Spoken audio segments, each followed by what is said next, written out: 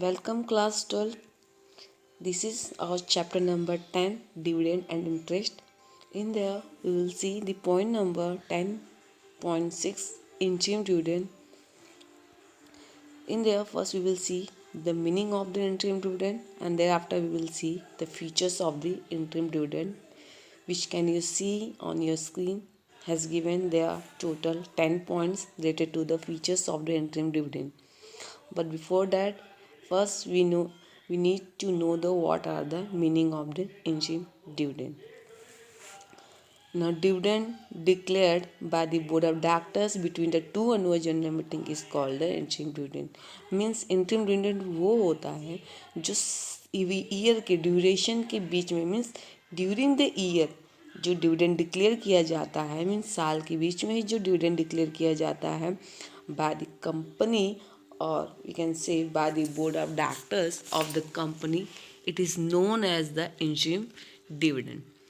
So this is a dividend which is declared by the board of directors between the two annual general meeting. दो annual general meeting के बीच में जो dividend declare किया जाता है, it is known as the interim dividend. Means within the 6 month, जो 6 month clear होने के बाद जो डिविडेंड डिक्लेयर किया जाता है, it is known as the interim dividend. Interim dividend is paid in the middle of the accounting year. Yes, interim dividend accounting year के middle में ही क्या किया जाता है, पेड किया जाता है. जैसा कि मैंने आपको बताया कि after the 6 month the interim dividend can be paid. That is before the finalization of annual account of for the year. Means final जो फाइनलाइजेशन होता है एनुअल अकाउंट का, साल के जो एनुअल अकाउंट्स का जो फाइनलाइजेशन होता है, मीन्स उसके पहले ही ये क्या किया जाता है, इंटरिम डिविडेंड पेड किया जाता है. Okay, in the middle of the accounting year. Means this kinds of dividend declare in between the middle of the year. Opinion of the company's auditors should be taken before declaring interim dividend. ये जो dividend होता है इसको declare करने के पहले company को, जो कंपनी के ऑडिटर्स होते हैं, उनके भी ओपिनियंस, उनके व्यूज़ भी लेने पड़ते हैं. Okay, because in company there has a proper finance और not or reserve or not to declare the this kinds of the interim dividend. Now let's see what are the features related to the interim dividend. Means क्या क्या विशेषताएं हैं interim dividend की, वो हम देखेंगे. First, the board of directors has the power to declare interim dividend. Okay, now the first features of the interim dividend is that the board of directors has the power to declare the interim dividend. Board of directors को power होता है interim dividend declare करने का. Second, interim dividend is only a payment on account of the whole dividend for the year. Yes, interim dividend जो company का whole dividend account होता है उसमें से ही डिडक्ट किया जाता है. Means it is a payment on account of the whole dividend for the year. Next, company should provide depreciation for the entire year and not proportionately for a part of the year before declaring interim dividend.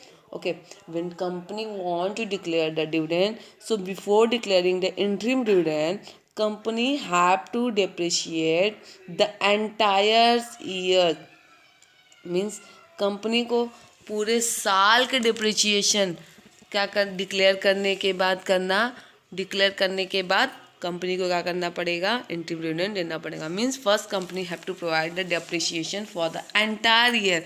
Company entire पूरे साल भर का depreciation provide करेगी. ऐसा नहीं कि company 6 month के बाद ही इंटरिम डिविडेंड प्रोवाइड कर रही है या फिर साल के बीच में इंटरिम डिविडेंड प्रोवाइड कर रही है तो कंपनी को सिर्फ 6 महीने का ही डेप्रिसिएशन देना पड़ेगा. No, company have to first clear the entire years depreciation, thereafter company can declare the interim dividend.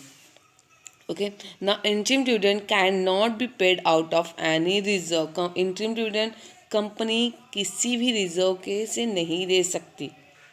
Okay.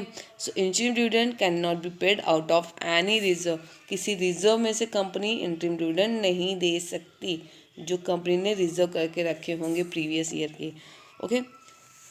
Next, articles of association of the company must authorize the board of director to declare the interim dividend.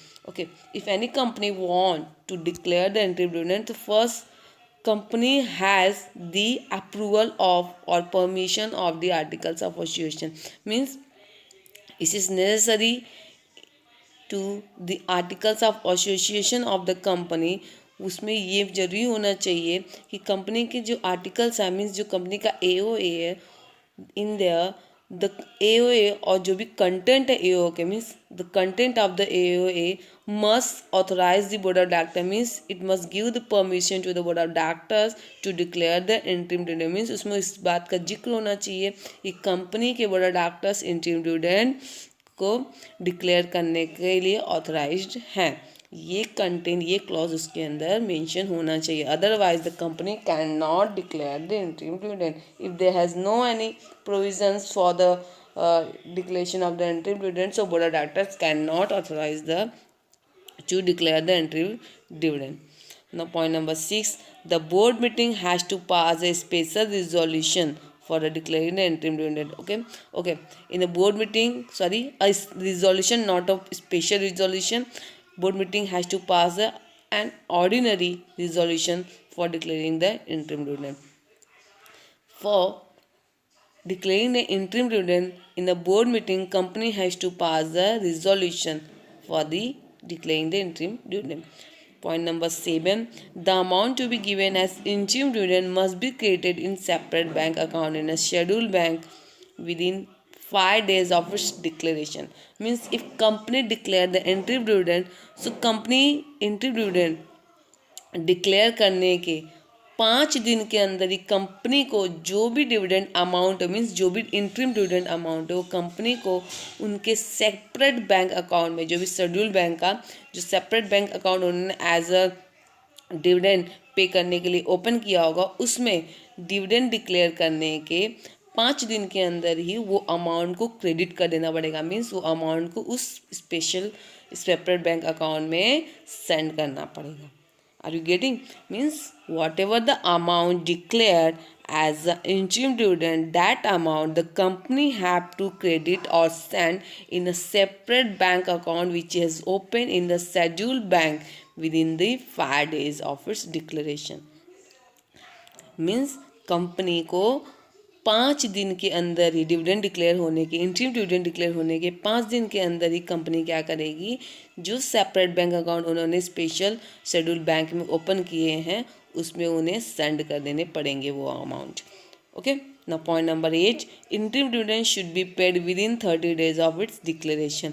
Okay, do not get confuse, क्या बोल रहे हैं यहाँ पे, interim dividend क्या करना पड़ेगा, उनको डिक्लेयर होने के 30 days के अंदर ही जो भी उसके एंटाइटल शेयर होल्डर है उनको पेड कर देना पड़ेगा with in the 30 days। Means separate bank account में कब डालना है, 5 दिन के अंदर तो उनको सेपरेट बैंक अकाउंट में डाल देना है, क्रेडिट कर देना है, बट उसको डिस्ट्रीब्यूट करने का पीरियड उनके पास कितना है, 30 days है। Means within the 30 days they have to distribute the interim dividend to the shareholders of the company.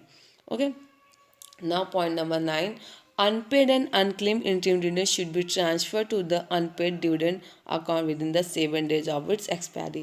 Means whatever the amount is unpaid to shareholder as an interim dividend and whatever the amount is not claimed by the shareholder, so that amount the company have to transfer or company must be transferred to unpaid dividend account within the 7 days of the expiry of the 30 days of declaration. Means company ने declare किया interim dividend, उसके 30 days के बाद जब, और वो amount 30 days के बाद और 30 days डिक्लेयर होने के जो कंपनी ने जो डिविडेंड डिक्लेयर किया वो 30 days जो हो जाएंगे पूरे, means within the 30 days क्या करना है, जो इंटरिम डिविडेंड है वो हर शेयर होल्डर्स को डिस्ट्रीब्यूट कर देना है। बट ऐसी कोई अमाउंट रह गई या फिर कोई ऐसा शेयर होल्डर रहेगा जिसने क्लेम नहीं किया अपने डिविडेंड के लिए, वो अमाउंट कंपनी को क्या करना है, जो 30 डेज का डिक्लेरेशन पीरियड था, जो 30 डेज का डिस्ट्रीब्यूशन पीरियड था, उस 30 डेज के पीरियड को एक्सपायर होने के बाद उसके और 7 दिन के अंदर, means expiry of the 30 days, उसके और बाद में 7 दिन के अंदर कंपनी को क्या करना है, वो अमाउंट कंपनी को एक अनपेड डिविडेंड अकाउंट में सेंड कर देना है.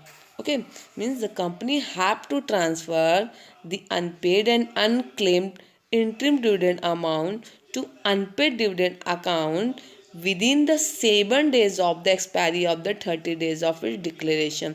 Means वो 30 days expire होने के बाद विदिन द 7 डे और 7 दिन के अंदर कंपनी को क्या करना है, उस unpaid unclaimed interim dividend amount को अनपेड डिविडेंड अकाउंट में ट्रांसफ़र कर देना है. मीन्स टोटल कंपनी के पास कितने डेज हो गए, 30 days of its declaration. Means company 37 days dividend declare करने के बाद अगर 37 डेज हो जाते हैं तो कंपनी उस पैसे को कहाँ सेंड कर देगी, कहाँ ट्रांसफ़र करेगी, अनपेड डिविडेंड अकाउंट में, जो पैसे अनक्लेम्ड है या फिर अनपेड है as a interim dividend.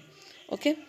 Now point number 10, any amount remaining unpaid or unclaimed in the like the normal dividend. जैसे हमने नॉर्मल डिविडेंड में पढ़ा था कि जो अनपेड अनक्लेम हमने पढ़ा था, इसके पहले ही हमने पढ़ा है unclaim and undividend, unclaim and unpaid dividend. उसमें ये प्रोविज़न था कि whatever the amount remaining as unpaid और unclaim that will be transferred into the unpaid dividend account for the 7 years should be transferred to the IEPF.